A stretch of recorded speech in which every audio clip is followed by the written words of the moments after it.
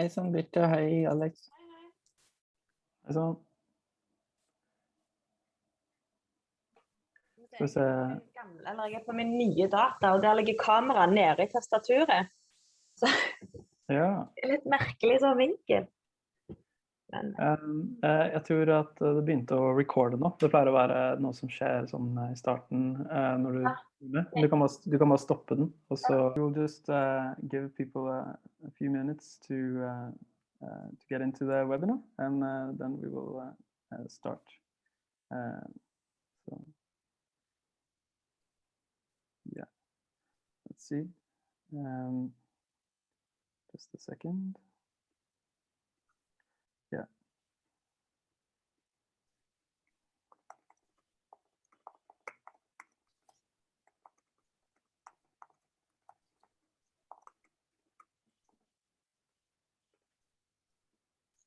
Hello. We'll just give people a few minutes to get in. Welcome. I hope you're all doing well. And it's now like looking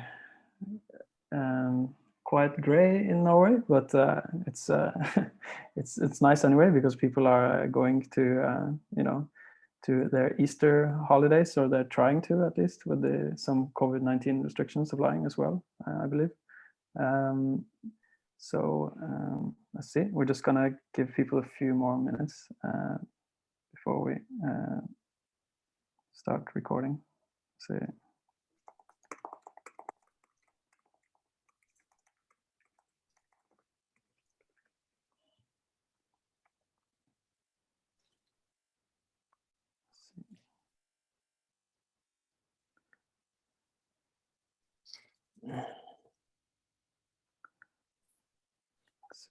Okay.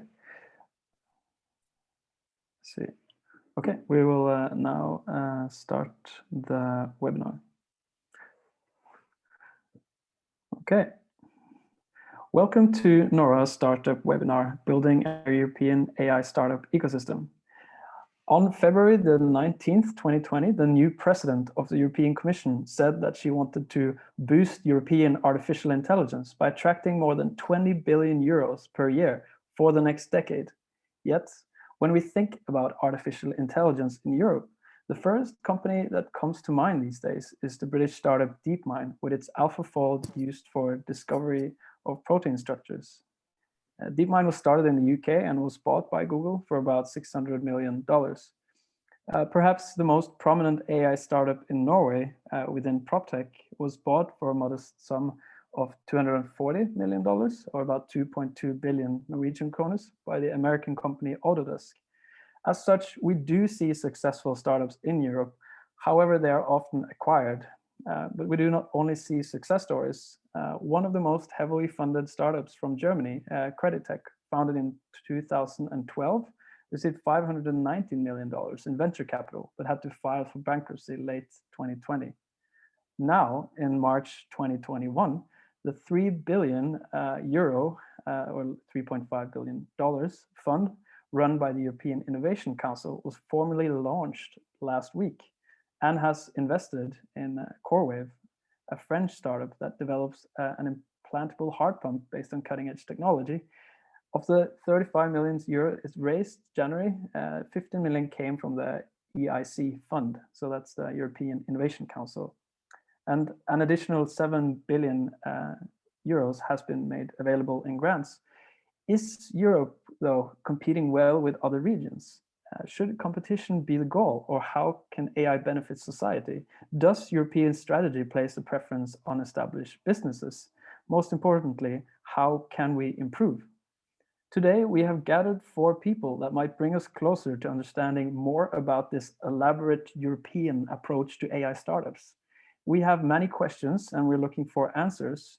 Remember, you can always ask questions in the chat. The participants will present themselves and share some of their experience building an AI ecosystem.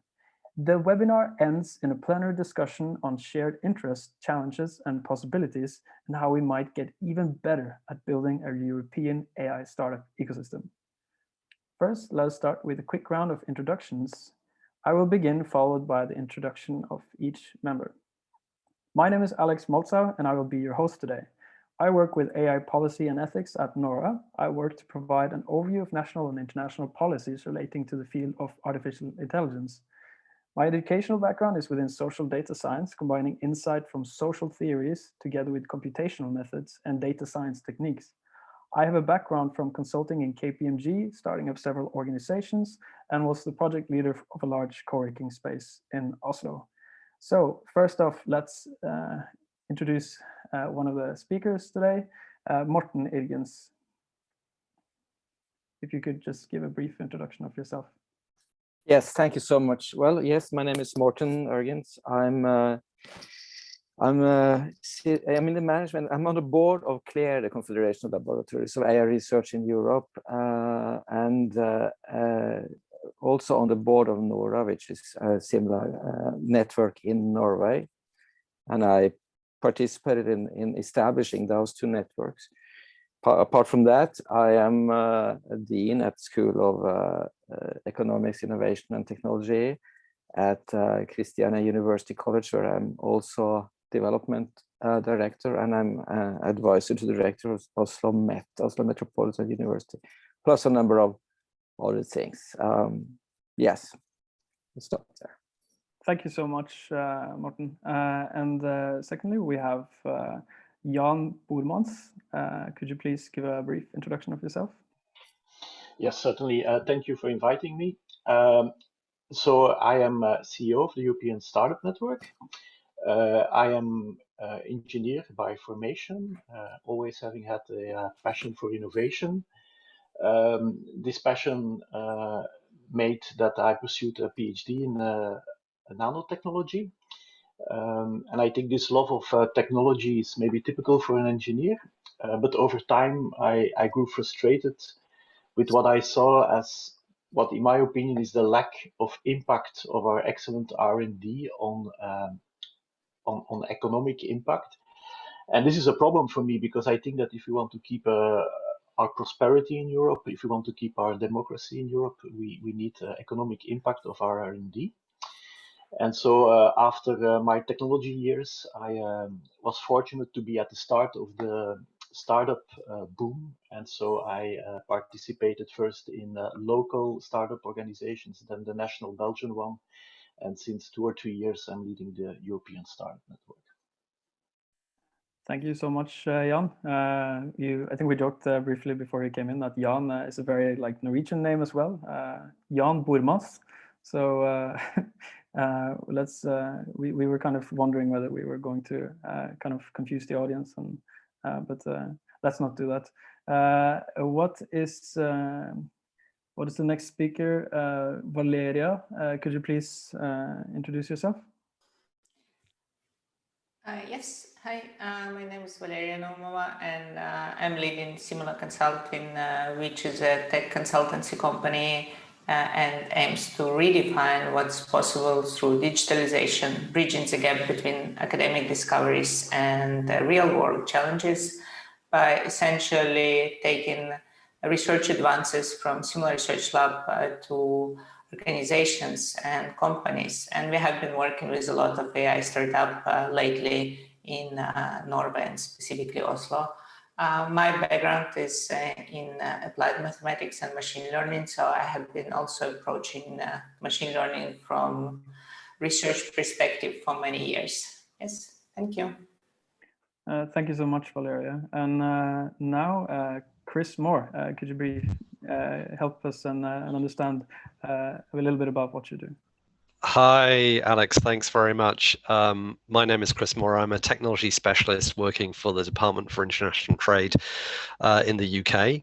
So I'm based near Cambridge, and I support companies that are looking either to set up in the UK for the first time, or if they're already here, to expand their existing business. I focus very much on the AI and data science subsectors, and have worked a lot with startups and scale-ups from across the European region, and in the recent past, quite a few from Norway.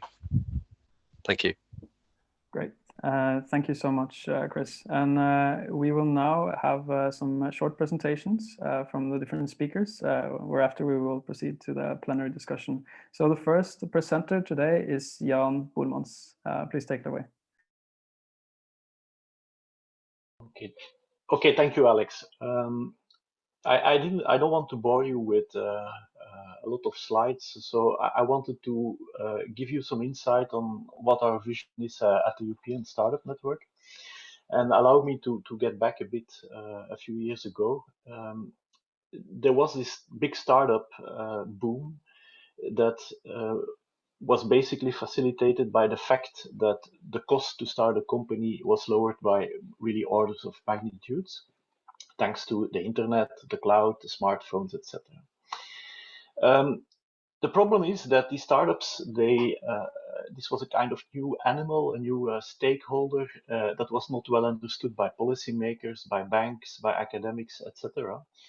And so we saw that, let's say 10 years ago, in many European countries, national startup associations emerged to give a voice to this new animal that is a startup. And this is certainly has been a good development, but 5 to 6 years ago we realized that, and this is maybe typical for EU, that we were very fragmented, so that there was no unique voice to speak to the European Commission. And so the national startup organizations decided to start European Startup Network, which is an independent, not-for-profit organization that aims to three things. The first thing is that we want to exchange best practices amongst our members. Something that works perfectly in the Netherlands can be an inspiration for something in Portugal, for instance. But we also want to give, so that's the first thing, exchange of best practices. The second thing is we want to weigh on policy making. So we both conduct surveys among European startups, and we also formulate policy recommendations. And we are happy to be included in different fora at the European Commission, so that we are able to give this voice to the European Commission. And finally, we're also piloting new collaboration formats with startups, because that's really what's relevant now.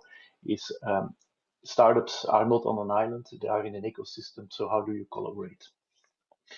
We have 24 members in most EU countries, and we also include the UK and Switzerland. Unfortunately, we don't yet have a Norwegian member, but this might change soon. Why am I excited to be here? I'm excited to be here because I think that startups are the fast track to innovation, not in isolation, of course, but in collaboration with others. Over the past years, also in the priorities of the European Commission, deep tech has been identified as being very important and essential for our European startups. And of course, AI is one of the pillars of this deep tech. In the same time, there is an increasing push for digital sovereignty, where we say that it's not a good matter that we rely too much on non-European platforms and resources. And so if you think about AI, we have the strong belief that AI should be the fuel and the resource for many things, but that the chain from R&D to industrial impact should be kept in Europe. So for today, I'm also happy the focus is on ecosystems, because I think ecosystems are key to the success of startups.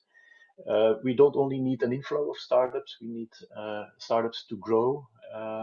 The top 10 largest startups or scale-ups amount to 80% of the gross revenue and job creation. So it's not 80-20, it's 8-10 in this case.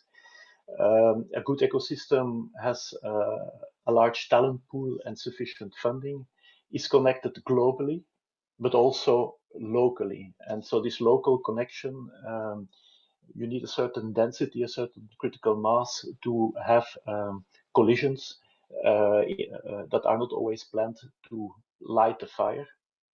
And of course, in an ecosystem, the quality and the quantity of organizations and events are also very important.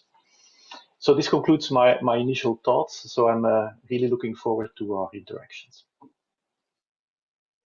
Great, thank you so much, Chris. Thank you so much, Jan. And now, like rolling on from that, it's the importance of networks, as you mentioned, and the importance of building ecosystems. So we're really lucky to have with us, someone who is very invested in building ecosystems across Europe, and that has a lot of experience doing that as well. So, Morten, your opinions on this topic? Let's hear them.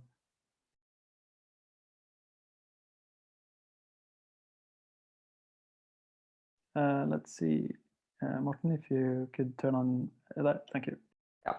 Yeah, I'm going to use some slides, and I'm going to move this like this. So this picture you might recognize. It is actually a variation of something more famous, but it was front page of The Economist on July 28th, about almost 20 years ago, and it had a headline: European entrepreneurs, les misérables. And of course, that was right at that time, but things have happened since. There is a change, so there is still, and there is a very positive change. There are the deep tech startup investments have grown a lot. There are about 1,600 early stage AI software companies in Europe. The startup ecosystems across Europe are maturing, though far from what it should be. And the European Commission is starting to take entrepreneurial economy seriously. However, there's a lot to be said about that. And the European Innovation Council has been established and have now also established a 3 billion euro startup funds and an additional 7 billion in grants. And as if you look at a map of activities, we do see that there's a lot of activities in Europe. And today I'm going to focus on these three regions a little bit for comparative reasons. There's an observation here, and the observation is the following. So my background is in artificial intelligence. I've worked in AI for many years, and Europe has always been strong in AI. This is just if you look at someone who has published a journal article or had a patent on an AI-related topic between 2007 and 2017. You get the following numbers, and if you look at that as a set where Europe has about 48% of that activity, but there is another observation, and that is the portion of investments, risk capital investment in AI in Europe versus USA and China. So there is the observation here is there's something happening. There is really such a stark difference between the research science activities in Europe and our ability to take this out through innovation and entrepreneurial activities. And this is the background for the discussion today, in my view. There's another observation, it's the following. If you look at various lists of the most innovative countries in the world, these are the European ones. 6 out of 10 or 7 out of 10, or there are other lists too. And basically, Europe is very innovative and have some of the best universities in the world. However, you should notice the following. These lists are composed of a lot of indicators. And you put them together, this is the ranking you get. But there is a difference between what you can call innovation indicators, input indicators and output indicators. And one of the reasons why Europe is doing so well on innovation indicators is that we have very good input indicators. These are the things that we put into the system to get innovation to work. Output indicators are the one that shows which results come out of that.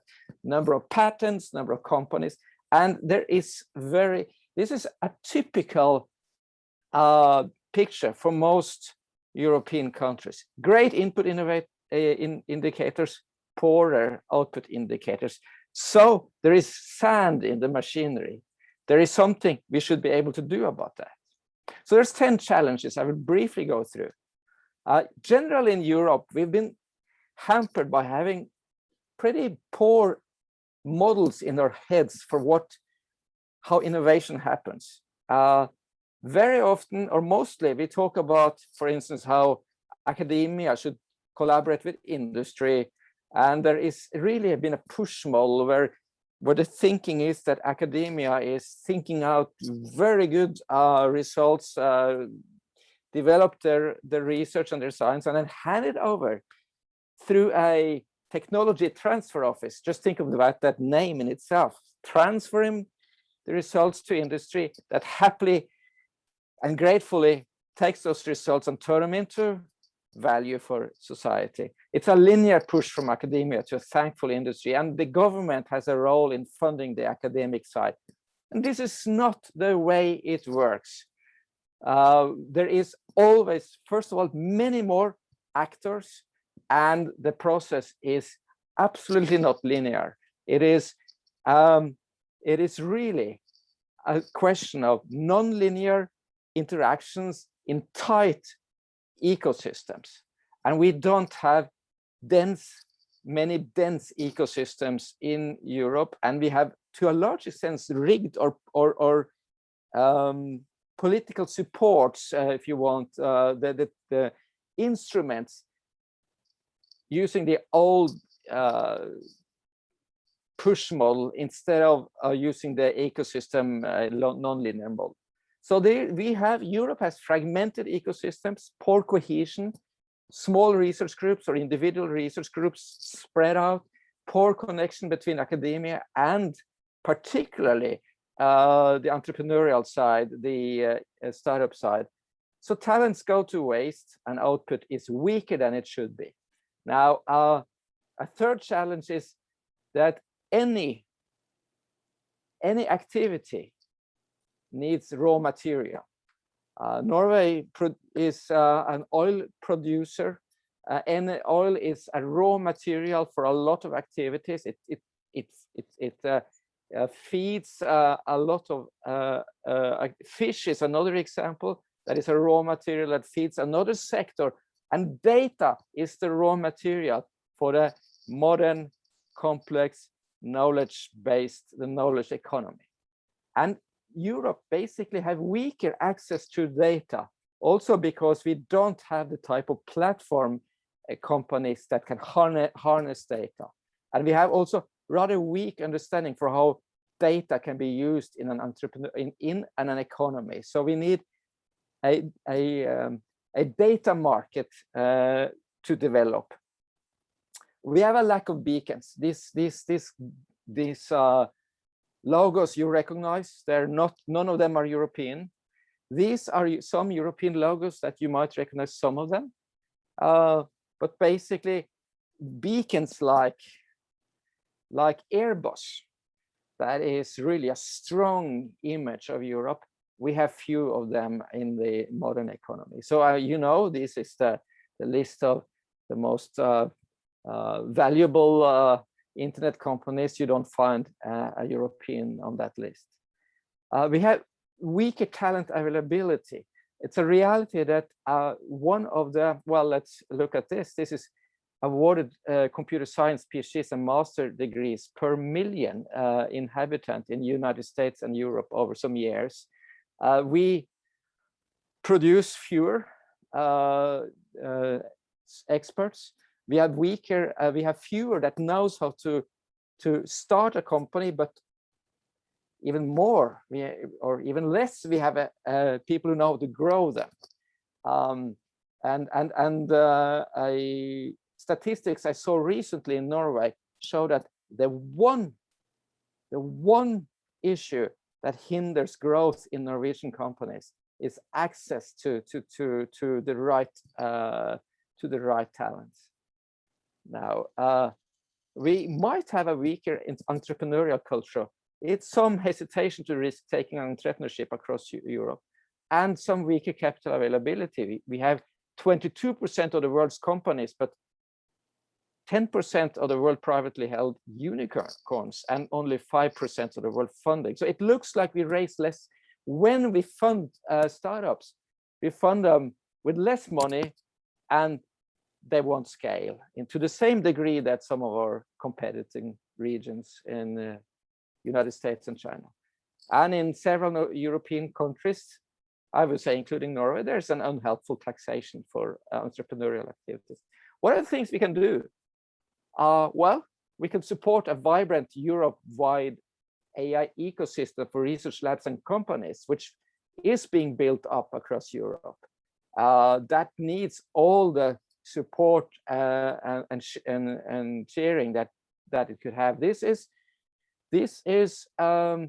the research labs and research institutes that are members of the Confederation of Laboratories of AI Research in Europe, CLAIRE. It's almost 400 labs and research institutes in AI that CLAIRE has established in its research network. And CLAIRE is now developing its innovation network across Europe in a similar model. And we want to connect them. And of course, you have startup networks, like, for instance, the European Startup Network. So we can start to connect this. We can establish a lighthouse center of AI research, innovation, and expertise in Europe. Europe is lacking the lighthouse or the hub or the really visible, cool activity doing AI research and innovation that you have in for instance, in the States. Many scientists that move to the States to work in Google or Amazon or Apple, they don't do it because of the money. They do it because it's cool. They can get to work in really excellent teams on really grand scales. And we can do that in Europe too, but we have to do it in certain ways in order to get it off the ground.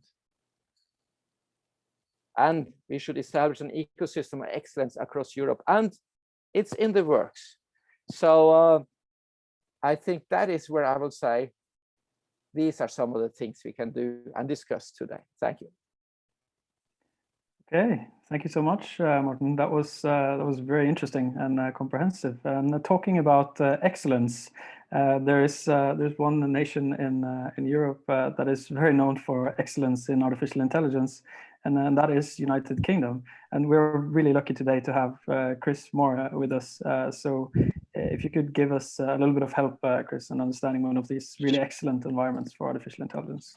Sure, thanks very much, Alex. And I'll now share my presentation, which hopefully will give you an insight of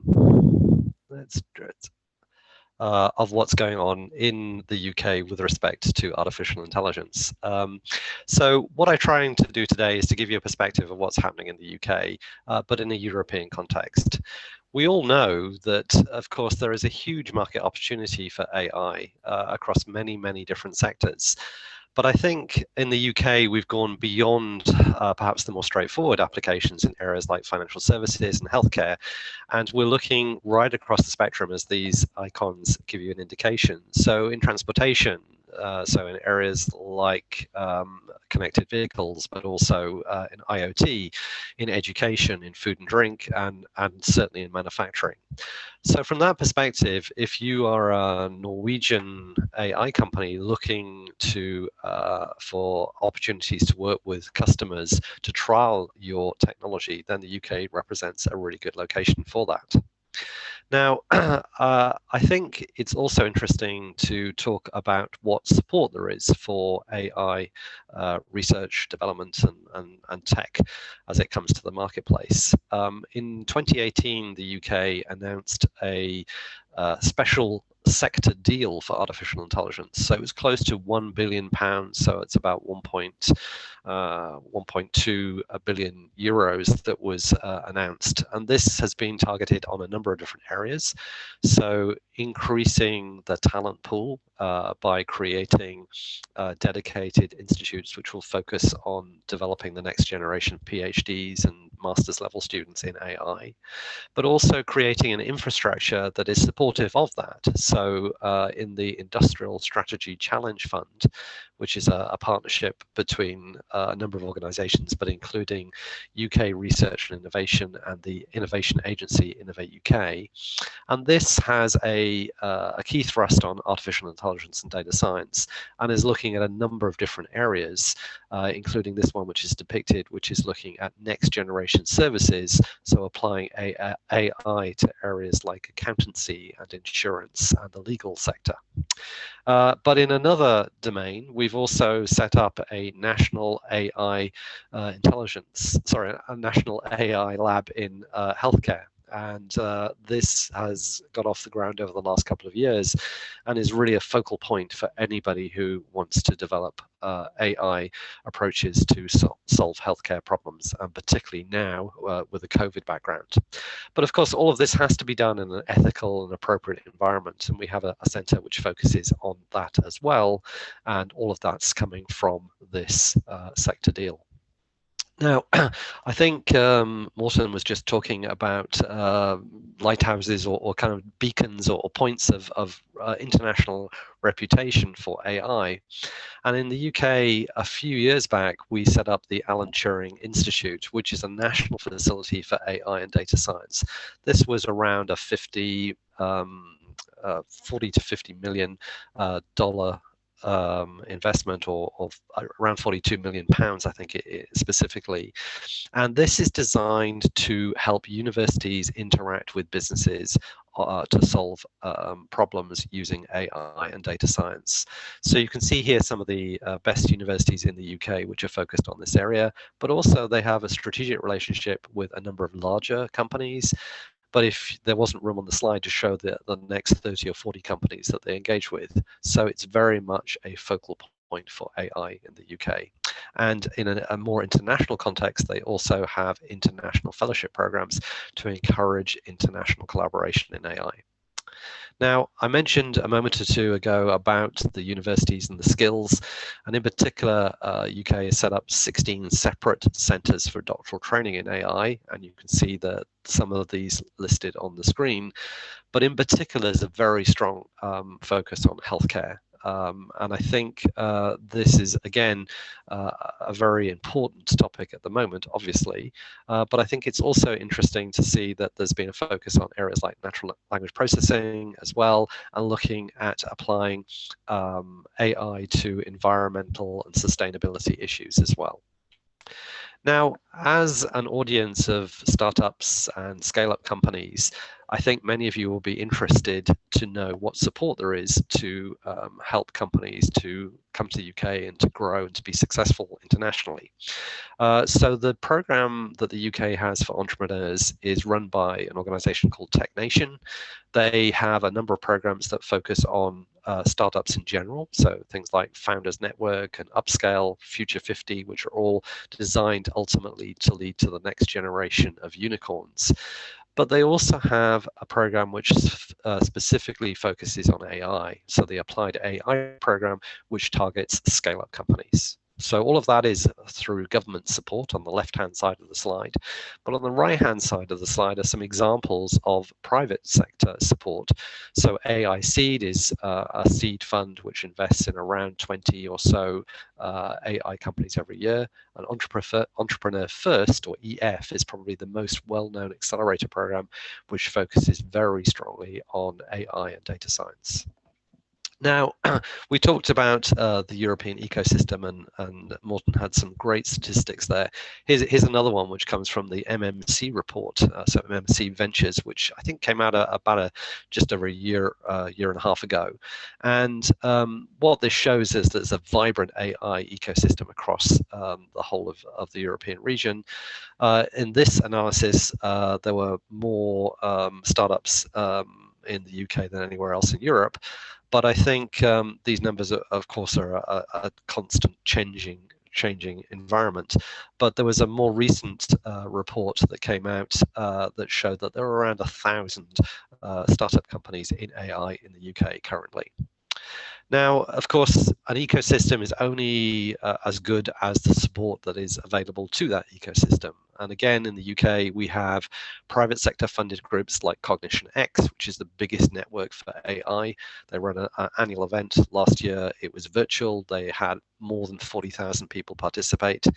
And we have other organizations which are supported by the public sector. So I mentioned the Turing Institute, but also the Digital Catapult, which is an innovation center for AI, and a number of other groups, as you can see on the slide, that focus on networks, supporting academic groups, such as the Bay Centre in Edinburgh, but also working across private sector and with universities, so groups like Faculty, which run a fellowship program in AI.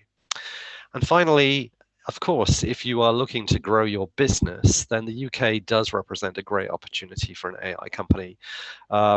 The UK last year received more VC funding than any other market in Europe, but there are organizations in the UK like the British Business Bank, like TechNation, that support early stage companies to access those funding opportunities. And of course, this is supported by groups in VC and business angels. There are many resources that can be helpful to startup companies. And all I would say is if anybody is interested, my contact details are here.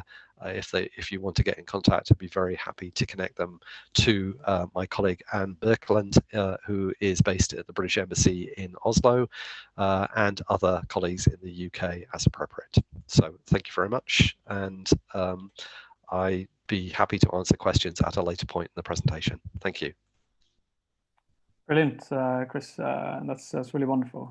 It's quite a vibrant ecosystem, very inspiring. So now let's hear from our last speaker today, Valeriya. Could you please tell us a little bit more about what you do? Yes. I have also quite some statistics I just want to share because I find it's quite fascinating to understand how the ecosystem develops, and also discuss some possible recommendations and roadblocks on developing of this ecosystem. So as already Morten mentioned, there are more than 1,600 AI startups in Europe. And according to the State of the AI report, which provides most comprehensive statistics on the infrastructure and ecosystem of AI startups, we can see that the growth is quite extreme through 2018 and 17. And if you think in other numbers, that in 2013, only 1 in 50 startups was embracing artificial intelligence.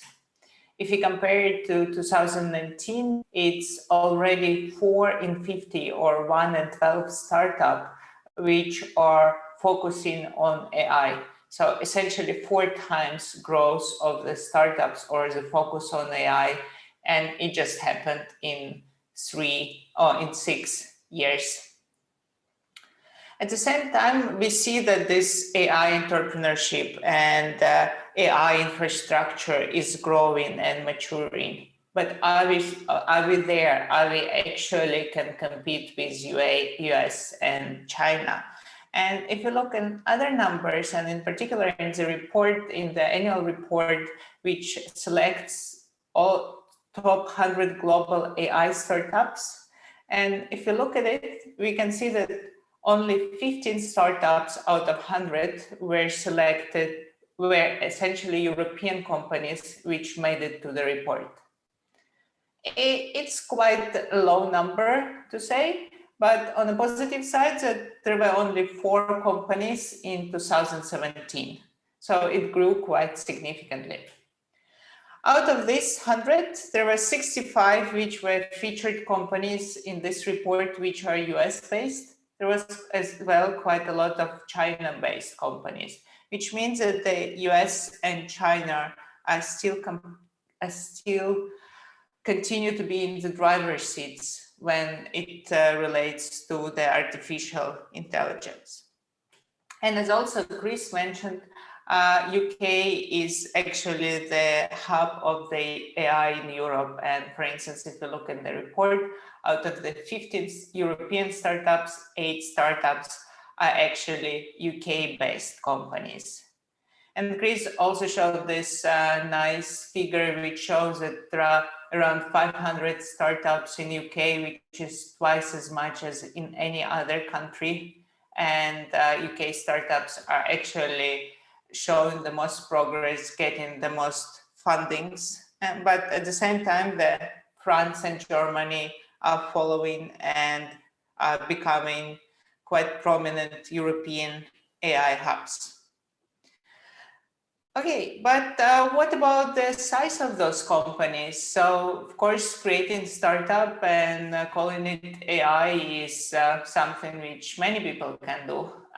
If we look at the distribution of costs and the size in terms of investments, again, in the State of the AI report, we can see that 6 in 10 AI startups are at the angel and seed stages, meaning that they're quite young and still there is a long way to go. At the same time, the early stage and the growth startups are increasing in size. And if you look at this distribution of the startups and early stage startups or the angel startups or pre-seed startups across the countries, we can see this on this slide, and we can see that there are the more mature AI infrastructures, the more mature the country is, then the more growing or scaling up companies are within that country. So you can see here that in Germany and France, it's one of the 4 startups is at the growing stage or scaling up stage. At the same time, in Sweden, this number is much lower. So this gives us an indication that if, of course, the country supports the development, supports the investments in AI, it also accelerates and promotes the growth of companies, AI companies and AI startups. So I said my background in research, but I'm also have been experienced a lot of collaboration with companies and helping them to tap the deep technology and the potentials of this, including AI. And what kind of became quite obvious for me that we get a lot of companies or a lot with ideas and products where they want to develop machine learning, where they want to apply it to solve various problems, which could be super cool. But unfortunately, they don't have an access to machine learning infrastructure, including freely available data sources. I have quite a handful example of companies which actually failed because they didn't get an access to data sources, even though the ideas were brilliant and could have addressed different societal and business challenges. And access to data sources is something which sounds super easy and it shouldn't be a problem, especially it wasn't some proprietary data set, but it was just as simple as people's CV, because it was in the HR domain, for instance. That was impossible to get hold of in a big quantity. And as well as in general ML infrastructure for computations, data storage, that's also is being a bit easier with the cloud introduction, but there is again not enough knowledge how this can be used and what type of resources should be used, so that startups do not overspend on buying that infrastructures. Of course, another problem is data scientists and data engineers. So Morten brought up this point that European Union educates a lot of talents and a lot of people, but of course, if you're a data scientist, you want to go and work at Google or some fancy company, not so many people who want to go and take a risk and work in a startup. So maybe providing some kind of resources or a marketplace where data scientists and data engineers could be made on demand to try to address and solve specific problems present at startup, try to develop their product, or even just giving advice, because there is more experience and more kind of views on product, something which could help to mature startup infrastructure and also grow in a faster way by sharing experiences and giving an access to more experienced and educated personnel, which might be not so easily available for startups. And of course, another point which I find extremely important and which I think is really blurred by this hype of AI is general education and understanding on what AI and machine learning can do and what it cannot do. Because now it feels that anytime someone is saying machine learning, then everyone has to jump around and this solves all the problems like magic. But it's not the case. I mean, you don't need to have machine learning where it's not necessarily needed. Maybe something much easier like rule-based algorithms or decision trees can solve the same problems. But people try to bring machine learning to get more investments, more projects, and that should not be the case, because then it could lead again to this AI machine learning winter. So having a better education on how and understanding on what machine learning and AI can solve will really help people to differentiate where it's a hype or where it's a serious issue. I also found fascinating in the statistics that most of the AI and machine learning startups were in the domains of healthcare, fintech, and marketing. And if you're talking about healthcare, it takes around 2-3 years before any algorithm is get approved by regulations to be on the market. And therefore, it's extremely important to understand that if I'm thinking about investing or developing healthcare or medical startup, this has to be taken into account. So the road from the development to the market can take many years, which will make the investments or investors quite insecure / less willing to contribute for something which takes such a long time. And therefore, I was quite surprised seeing that in many statistics, healthcare startups were on the top. Maybe that could be the reason that there are many startups which do not make to later stage, because they don't manage to essentially survive up to expectations in terms of regulatory aspects, even if they have amazing algorithms. And then, of course, I want to say a few words on the more political aspects, and I think it has been more covered by previous speaker. Is, of course, it's important to collaborate across countries, and especially with UK, which is the main hub of AI companies, and transatlantic with US, and have a better focus among EU countries, and that's specifically for Morten with the CLARE initiative. They're working on that. And also promoting creation of AI hubs in Europe, so that not only Germany and France are kind of the main hubs, but also there are other countries which accelerate in AI development and contributing to it. So that was my point of view on the AI infrastructure in Europe, mostly based on different statistics from different sources, and also experience working with the companies in the past years. Thank you. Okay, that concludes our presentation. So if we could bring in all the different speakers for the plenary discussion. So you just turn on your video and we can all bring you into focus. Yes, we have kind of gotten some answers to parts of our questions, I believe. Is Europe as a region competing well with other regions such as US and China? Not necessarily, but maybe increasingly. Is the European strategy placing a preference on established businesses? Yes.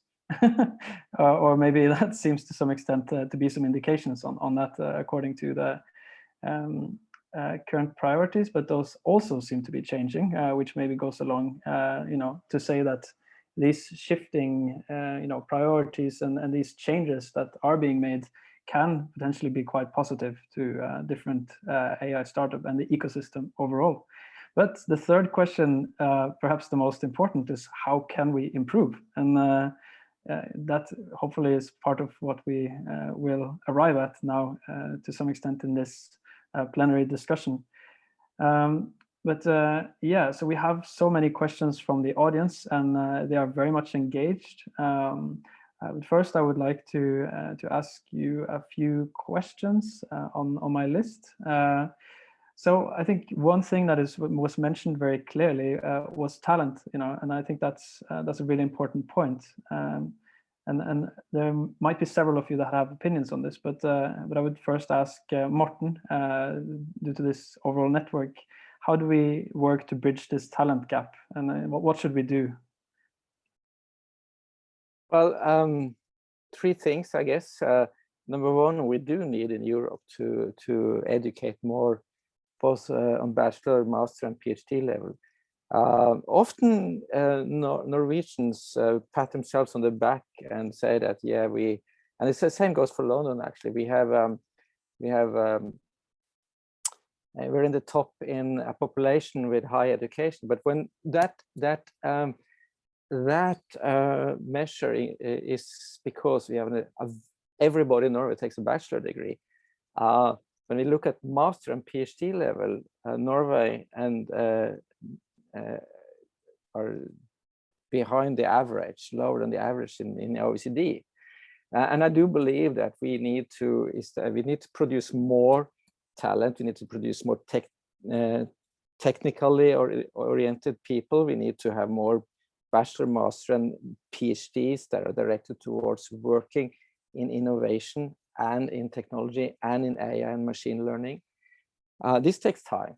In the meantime, we can create I think Britain has a fast-track visa system for talents that would like to move to Britain, and Europe needs that too, I believe. Thirdly, as I said, the talents in Europe is scattered. There's some concentration points. London is one of them, but it's rather scattered. I showed you the map that showed the close to 400 AI labs and institutions across Europe that is connected in the CLAIR network. It's the largest network of AI scientists in the world. We believe that what NORA is doing in Norway is genius. They're creating they're taking AI researchers and basically creates a network where scientists, academics can meet entrepreneurs and startups, because usually if you're sitting, let's say you're a professor at a university, you're working in machine learning or in planning or something like that, and there is a push from above, from the government and from the rector, that you work more with industry. So what do? You think, yeah, what industry do I know? Siemens, Philips, Telenor, maybe I can call some of them, because which professor at a university in Europe knows much about the enormous, fascinating activities that the AI, that the startup companies, deep tech companies in Europe is doing? So creating an opportunity to just reach out and easily get in contact, start dialogues, and at the same time for startup companies to reach out and find a researcher or an AI lab somewhere in Europe that really fits the interests. That is absolutely something new, and that we can do. Yes, yeah, I think this, I will bounce this to Valeriya and then maybe Jan, because you just signed a contract with the NORA.startup, I believe, in Simula Consulting, and that I think it was VUCA developed like this AI for harsh environments. So this is kind of a bit going from like this, large level discussions to kind of the more practical, on the ground level, right? So you have a lot of experience, a vast experience in like mathematics and machine learning and working as a researcher. But now you're kind of on this side working to connect startups and like to understand this R&D environment, and doing so seems quite successfully. So tell me about like this contract. Like what is it about? Like how do you go about doing those type of things, Valeriya? Yeah.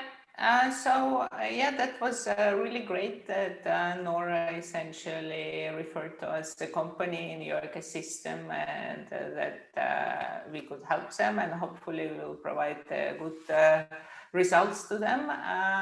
So usually the way we work with companies, it's that they come with us with specific problems already, and we try to elaborate and see how we can help. And of course, since these are in many cases very young companies, we also try to do some kind of feasibility project or pre-project which allows to show what machine learning or AI can help them to do, and then think about longer term funding, either through Innovation Norway to get the results or from Research Council. So we are quite flexible in helping companies to, first of all, to see the potential of machine learning and how they can develop it in their technology, and also getting it more in the longer term perspectives and the part of their strategy.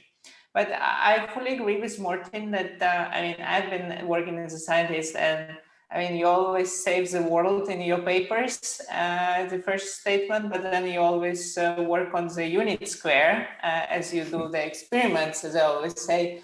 So having more closer collaboration between researchers, students, and companies, that will definitely be beneficial for both sides, helping people to not just use unit square, but use the real data in their work. Of course, we know that it's challenging, but it's also rewarding. But also helping companies to understand what does it take to develop machine learning, what actually you need to develop it. It's not as easy. And if you're talking machine learning or AI, development of model is just 10% of the whole pipeline. Yeah. This is actually this goes perfectly into one of the questions from the audience that I want to ask Jan, because in the EU there's this concept of the digital single market, and we have kind of national level data sets and so on, and market access for artificial intelligence. Data, big question, for startups, and the importance of accessing this data. How can we envision this, differently for AI startups, and this European network? How could you work, to be an enabler in that kind of environment? Yeah. So I agree. Yeah. So access to data and exchange of data is very important. One of the first things we did after the beginning of this year is to make recommendations about what should happen between EU and the UK. A problem we might have a bit is that if you look at our companies, they are in Europe typically more B2B than B2C. Yeah. And the concept of open data in B2B is sometimes more difficult than in B2C. So there is no clear-cut answer, but yes, of course, we want to have open data from governments. We want public data as much as possible, but we have to realize that we are more in a B2B concept than B2C. If I may say something about talent also, coming back, I hate to slightly disagree with Morten because I like him. But I think in general, I think we are I'm a little bit less concerned about the lack of talent in Europe. I think the biggest problem is capital. Maybe we can come back to that later. I think, yes, I think also in most of Europe we have freedom of movement, which is very important for startups. But it's no solution to just have more PhDs. We want to have people that are skilled, that are able to start companies, right? And we did a study in the past, and you see that intelligent people in risk-averse societies, they start to excel in intrapreneurship inside existing companies, whereas in risk-tolerant countries, they are more going to start new companies. So it has to do with culture, and culture is something that is not so easy to change. In some countries, you have programs like Dragon's Den and similar that you put in prime time, and this actually works to change the culture. Because when you start a company, not only you have to be convinced to start a company, but you want your girlfriend and you want your parents not to say to you, "Are you crazy? Go to work for a bank instead." So it's really a cultural thing. Okay, so I have still other things, but I will shut up now to make place for other questions. Yeah, I really enjoy, these discussions, because that's how it becomes a discussion, to kind of fill in the blanks, or to open up, some new perspectives. And actually, I quite really like, because I did check out your website, that you said like this 3,800 cups of coffee, because I used to work in a co-working space, and there was this bottomless concept of coffee. You have one there, I see. So yeah, that's really great. So it is, to some extent about building a culture, or like very much so.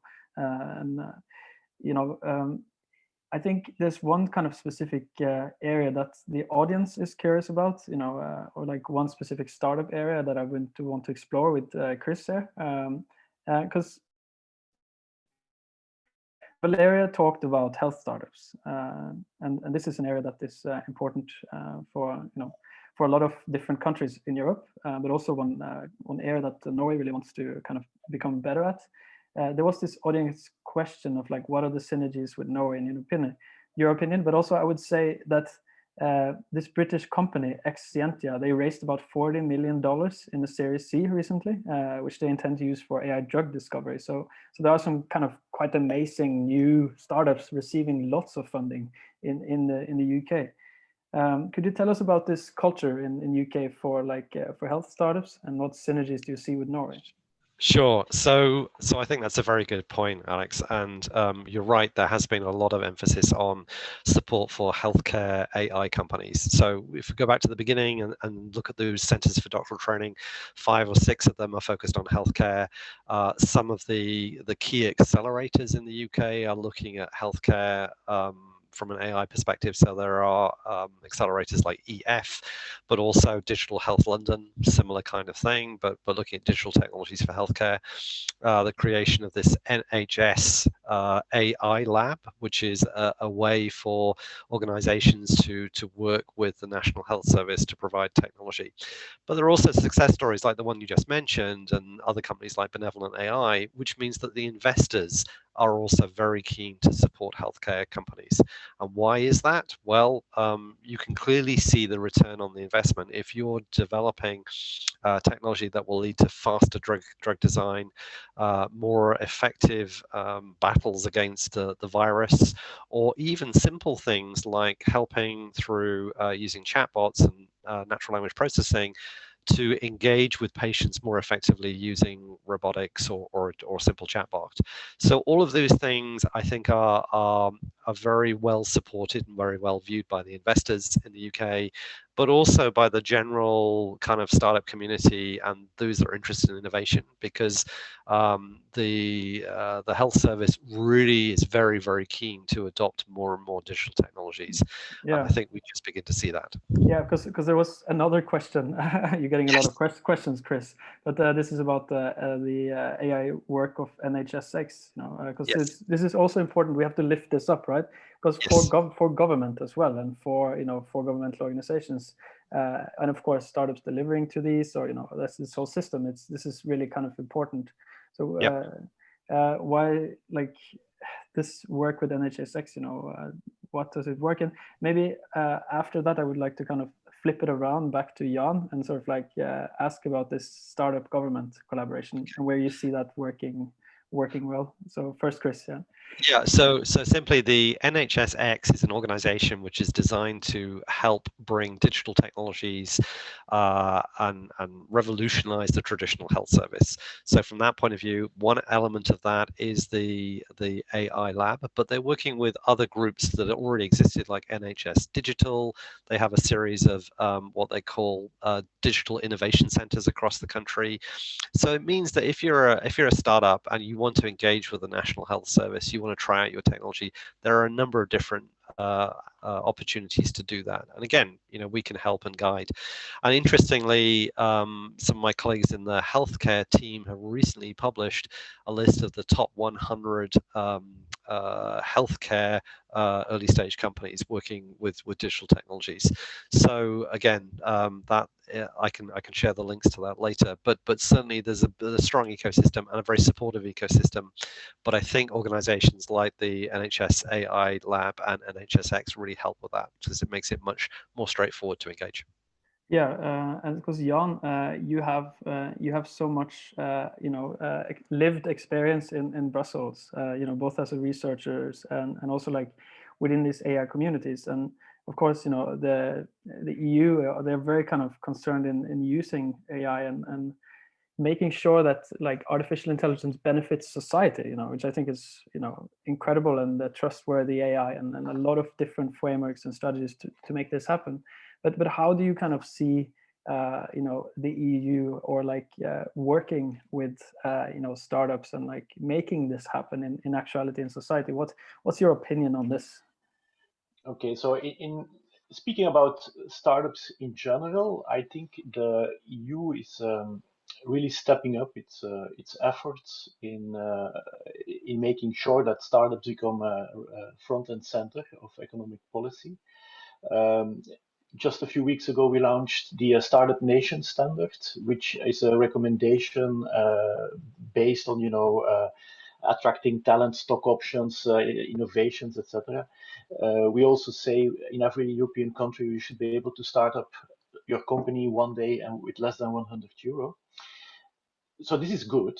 The problem is that some of the things that are very relevant to startups, like fiscal policy, bankruptcy, labor law, corporate law, they are the exclusive competence of member states. So that creates a tension. Even we sometimes go with very nice recommendations to the European Commission, and then they tell us that's all very nice, guys, but that's the competence of the member states. So please talk to the 27. So yes, so I think the European Commission is realizing that they need startups for their green agenda, for the recovery. And I see a lot of things, but there are also some real choices, maybe tough choices, because, for instance, the difference between the EU and the US is that we make different choices. For instance, with respect to density, in the US, it's conceivable that you have, let's say, the Boston area, the Austin area, and Silicon Valley, and then outside you have sometimes wasteland. I mean, economic wasteland. In Europe, we make a choice not to do that. There is an active policy not to do that. So the density is less, but the distribution of wealth is better. So these are societal choices. The same with state aid. And for instance, if you look at procurement, in Europe, it's 15% of our GDP. For 75%, it goes to non-Europeans. If you compare this to the US, you have DARPA, huge amounts of money. You have to be an American company to qualify. So we believe in Europe more in a free and open market. It's a choice.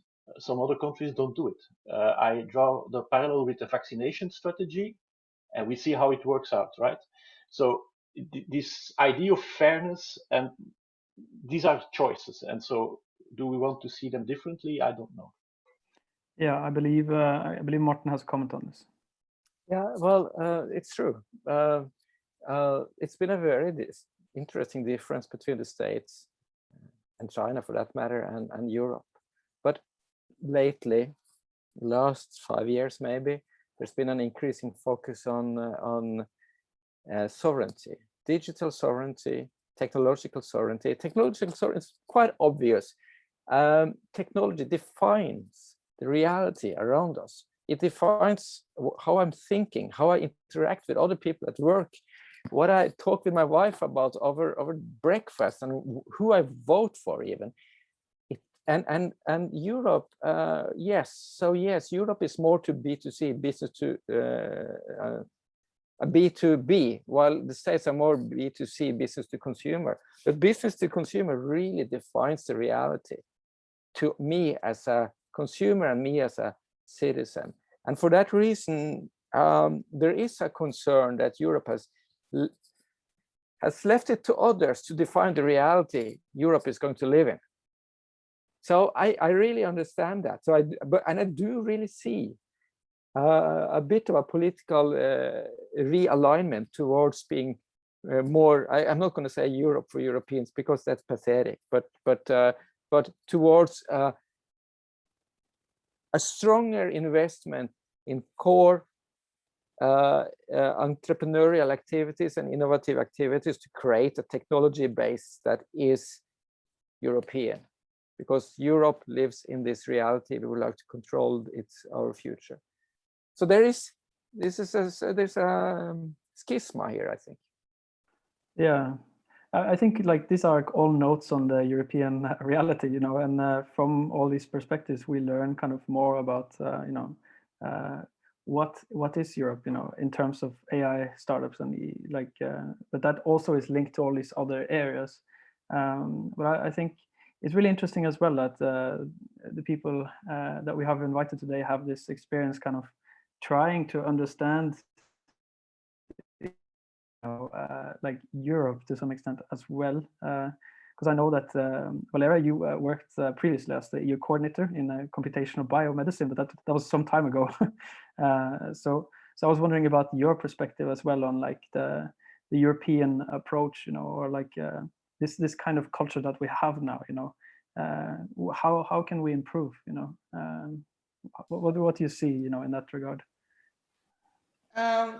So yeah, when I have been working as a computational coordinator or in computational biomedicine, that was mostly related on establishing contacts with companies and forming consortia and applying for EU or national grants.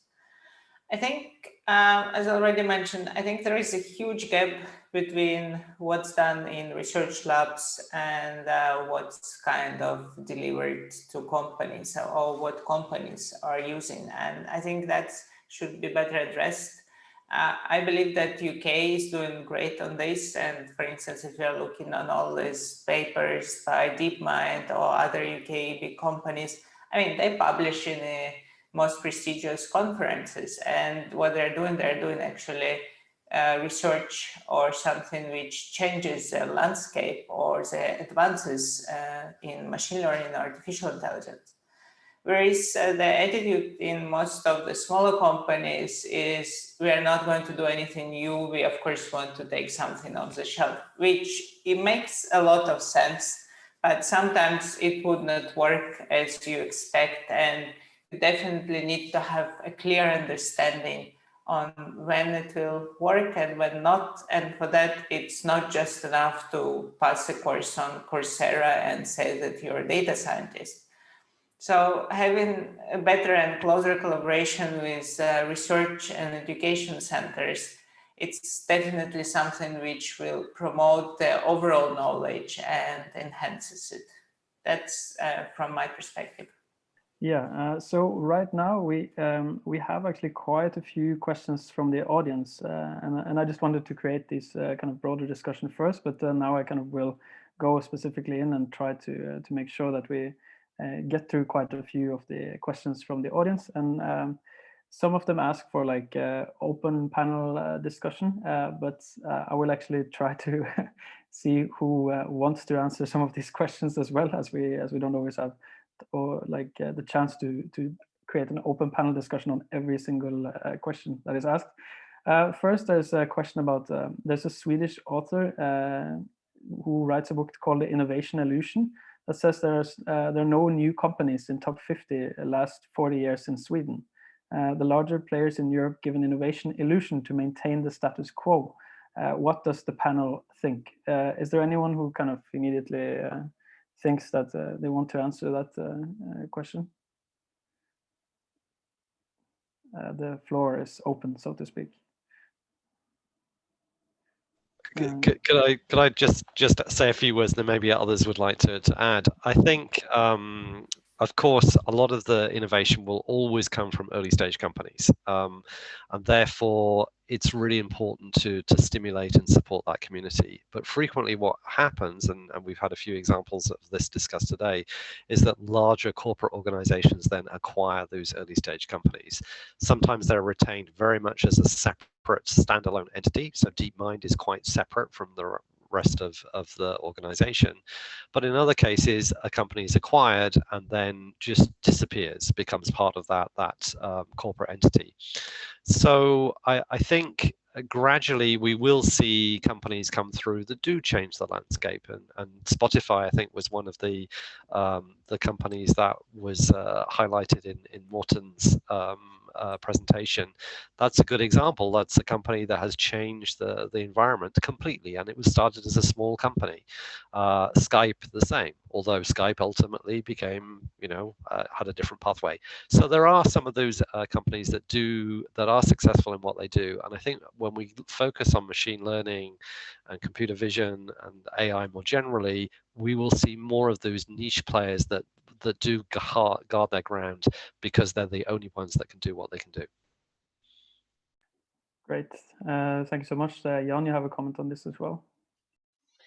So I agree, in fact, with Chris. I think you have the emergence of new European companies.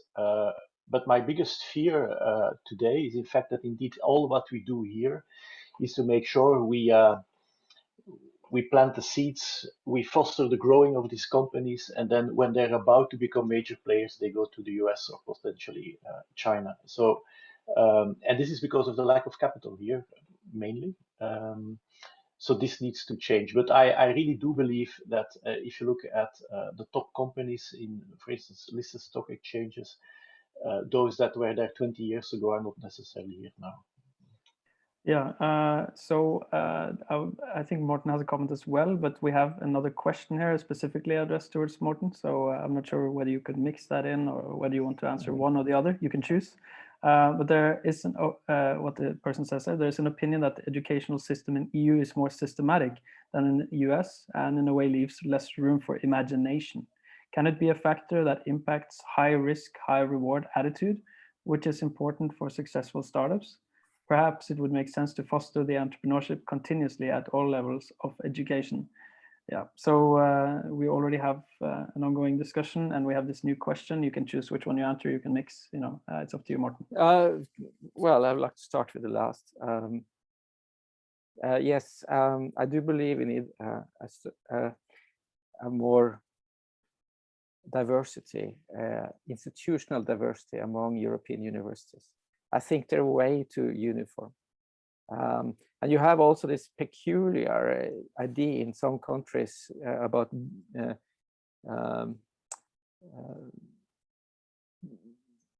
where the higher education system is rigidly split into Hochschulen or university colleges and universities. And the university colleges are applied, but they're not allowed to do research. And the whole idea there is absolutely absurd. Yes, my answer to that is that a big yes, but with a lot of comments that I can make under that. I do believe that European universities are too much run. Well, they're run by the government, but it's too tempting for politicians to put their hands into it. So it needs to be set a bit more free. But the problem with this, I'll give you another example. It is that universities and university professors, and they have incentives that are hindering them from collaborating with the society around them. It really is hindering. You are measured on how many papers you write and how many students you produce, And if you spend time on collaborating with a company, it takes time away from the only things that you are measured on. So in fact, it's a negative incentive to collaborate with industry. So we need to be able to create, have a bigger diversity of universities that is able to turn its back towards this strict measurement system and funding system and do their own thing. We do need more of that, and I do believe in the MIT model where they say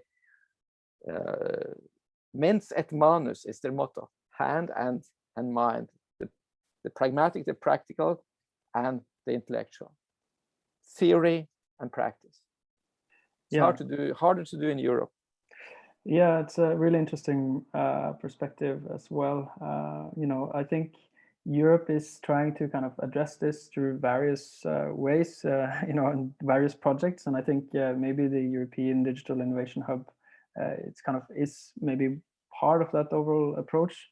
And there is a question here as well, coincidentally, that how do you see the role of the EDIHAs, the European Digital Innovation Hubs, as part of engaging small and medium-sized enterprises and startups in the increased use of AI? How can science and European Digital Innovation Hubs cooperate to achieve better distribution of solutions, creating more competition and employment? Yeah. So that's a question. I was thinking maybe to ask Valeriya as well, you know, from a practical point of view, you're working with startups now, you know, do you see this kind of potential network as a possible contribution? You know, what's your opinion on this? Yeah, I think Morten would be more coming from political perspective. But from a practical perspective, I would say that, of course, working with startups is also challenging in the sense that there is not many established procedures, there is a lot of money, so they want fast delivery with minimal amount of resources. So it's definitely, I agree with Morten that this kind of collaboration between companies and researchers and universities has to be promoted at the university level, not just counting the number of publications, but also looking at the collaboration with other companies and establishing contacts. I know that, for instance, in Technical University of Munich, they have the data science lab where they actually establish triangle collaboration between students, companies, plus faculty member, where companies come with a real project for a semester and then students work for this project. It helps companies to actually find future employees. It helps them to solve. Students at the same time gets exposed to real problems. And this type of collaboration is definitely something which could promote and enhance collaboration and understanding of research and industry on the machine learning aspects. So that would be my kind of the most straightforward thing to do, because it's not so difficult to establish as well. Great, thank you for that answer. As you said, I know Morten probably has some thoughts on this, but could I bounce it over to Jan first quickly and just hear your opinion on this, these European Digital Innovation Hubs?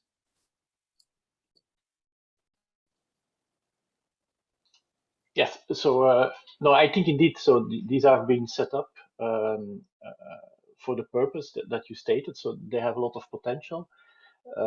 However, to provoke a bit, I think that if you wait to change the mindset of universities until people arrive at universities, you're too late. So this starts at its school completely at the beginning. And if you profile what's happening in successful countries or less successful countries, you see that the creativity and so the risk, the lack of risk avoidance is very high at kindergarten, and then you go to elementary school and you are already a bit more molded into this one shape, and then you go to a secondary school. And by the time you arrive at university, you're completely wasted for entrepreneurship, right? So it's very difficult to change the mindset there. So it needs to be a complete flow. And politically, that's not easy because it's an investment you do now that has returns in 20 years, and most politicians have a next deadline, the next elections. But I think it's currently collaboration between universities, corporations, and startups is a very hot topic. We also are doing some pilots there to just test out, and often it is really translating the language and the world from these different stakeholders to each other, and that helps. So yes, we have to continue working on that. Yes, these digital hubs are potentially very important, but it's a long-term effort. Yeah. It struck me that not all of the audience necessarily knows fully what the European Digital Innovation Hubs are.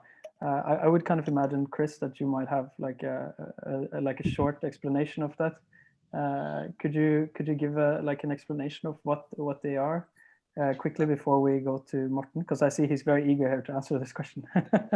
So I think no, okay. I think the name is pretty much it explains it, and I think there are lots of initiatives that are looking to build innovation centers and hubs, and I think in general terms this is always a good thing, but of course you have to get them you have to get the right audience to be aware of them in terms of how, as a startup company or a university or a larger corporate, can engage with these. In the UK, we've had experience of doing this with the innovation centers called Catapults, and they have been quite successful. We have one in digital, but we have others in connected places and energy and other things. But the thing that makes them successful is the ability to reach out to the right audience and make those connections. So with a new initiative, I mean, I think a lot of the initiatives that have been very successful around in the Horizon programs, for instance, have been very successful because they've been being able to reach the right audience effectively. So that's all I would say really on that. Okay, thank you.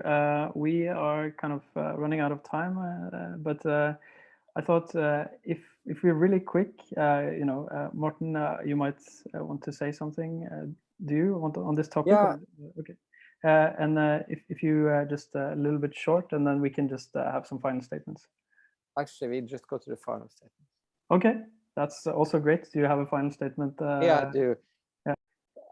I think that Europe needs money, yes, particularly growth money. We have quite a few startups across Europe, but what we really need more is scaling them up. And you can question whether the capital available in Europe is ambitious enough, because a lot of those who want to scale up, they move to the States to scale up. That's one thing. So I agree with Jan, we need more money. I do believe we need more talent. It looks like that from the perspective of companies who can't grow because they are not able to find the right, hire the right talent. I do believe we need to compensate for the fact that we are quite, we are quite fragmented across. There's a lot of fantastic talent across Europe, and we need to compensate for that. I think establishing network like Clear, connecting them with startup networks, creating like a NORA.startup across Europe would be fantastic. And also establishing a lighthouse for AI in Europe where scientists and innovators can stay for a while and then move back to their own research hubs or companies, in order to bring with them what they brought with them from working in a fantastic environment for a while. Thank you so much, Morten. And Valeriya, do you have any final thoughts? Yeah, just promoting better collaboration between companies and research and the universities will definitely shows off and pays off. Yeah, thank you. Thank you. So, Chris, any thoughts? Yeah, I'll keep this very short. I think Norway has a fantastic ecosystem for startup companies and particularly in the areas of AI. I think there are opportunities for those companies to come and explore funding, collaboration and growth scaling in the UK. So come to the UK, don't go to the US. It's a short message. But nevertheless, I'd be very happy to talk to any company after today's event that may be interested to explore these possibilities. And it's been a great event. Thank you. Thank you so much, Chris. And Jan, you have the final word here as the leader of this large startup network. Okay, thank you. No, my final statement is I think I'm a born optimist. I think we hold good cards. I think we need to inspire us from other successful examples, but keep true to our European values. And I think, as Morten says, defragmentation is key. We should work towards that. And on a personal note, I look forward to the end of COVID so that I can travel to Norway, which is a country I absolutely love. That's great. That's a really good note to end on. And thank you so much for participating. And thank you for today. Really appreciate having you here. Thank you, Alex. Thanks to everybody. Thanks for the excellent moderation. Yes, thanks, Alex. Very good. Thank you.